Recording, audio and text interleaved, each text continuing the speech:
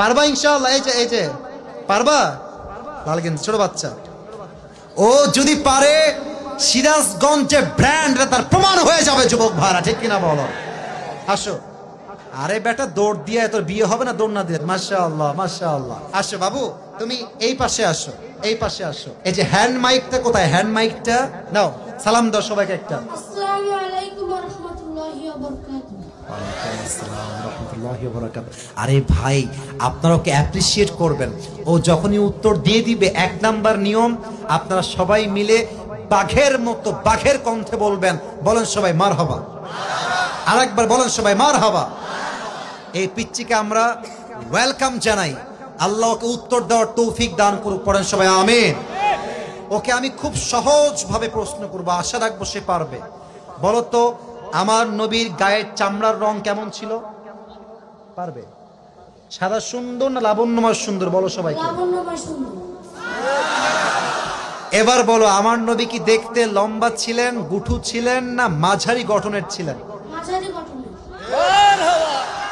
আল্লাহ বলেন সবাই মারহাবা। এবার বলো, আমার নবীর চেহারায় দাড়ি কি ছোট ছিল না চাপ দাড়ি ছিল? চাপদারি। আপনারা বললেন ও পারবে, ওর গায়ের শক্তি বলছে সিরাজগঞ্জের যুবকরা, বাচ্চারা, এটা বাঘের বাচ্চা এরা। এবার তুমি একটু বুঝে শুনে উত্তর দাও। নবীর চুলের যে কাটিংটা ছিল, কাটিং এর নাম কি ছিল? পাপড়ি কাটিং।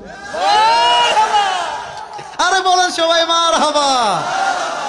এবার বলো তো, নবীর হাতের তালু কেমন ছিল? নবীর হাতের তালুটা এটা কি শক্ত ছিল না মুলায়ম ছিল? মুলায়ম ছিল। ওকে অপশন দিলে যে রাইট অপশন সেটাই সে চুজ করছে। বলেন সবাই মারহাবা। 1 নাম্বার সে পাস, 1 নাম্বার সাবজেক্ট শেষ।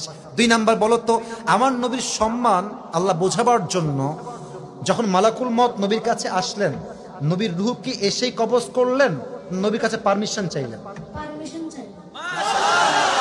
বলেন সবাই মারহাবা। আচ্ছা বলো তো, নবীর আদর্শের ক্ষেত্রে নবী বাবা হিসেবে যখন ফাতেমাকে বিয়ে দিবেন, ফাতেমার কাছে এসে, এটা ওর জন্য বোঝা একটু কষ্টকর, তাই বোঝাবার স্বার্থে সহজ করছি। বাবা হিসেবে ফাতেমার কাছে এসে নবীজি কি বললেন বিয়ের ব্যাপারে? হ্যাঁ থামেন, না থামেন, বলবে।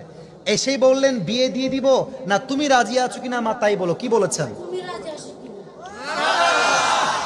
এর চাইতে সহজ আর হতে পারে না, ঠিক কিনা বলে?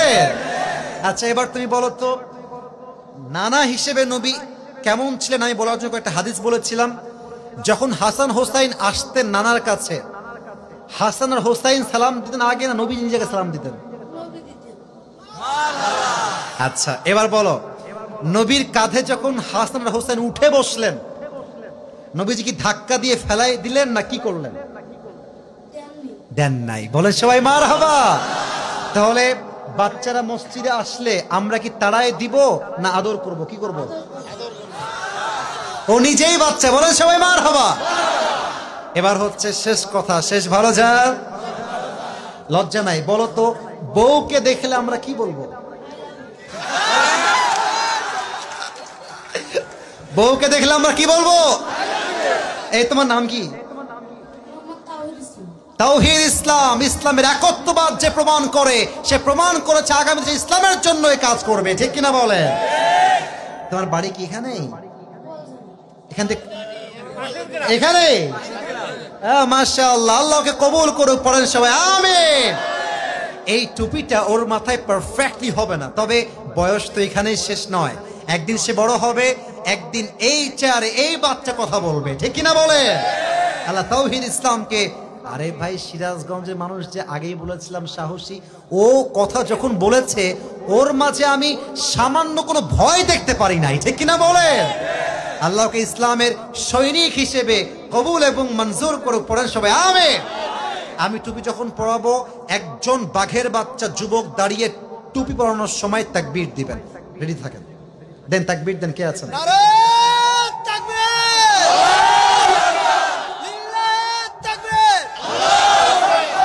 ওকে সুন্দর লাগছে না মাশাআল্লাহ দেখতে?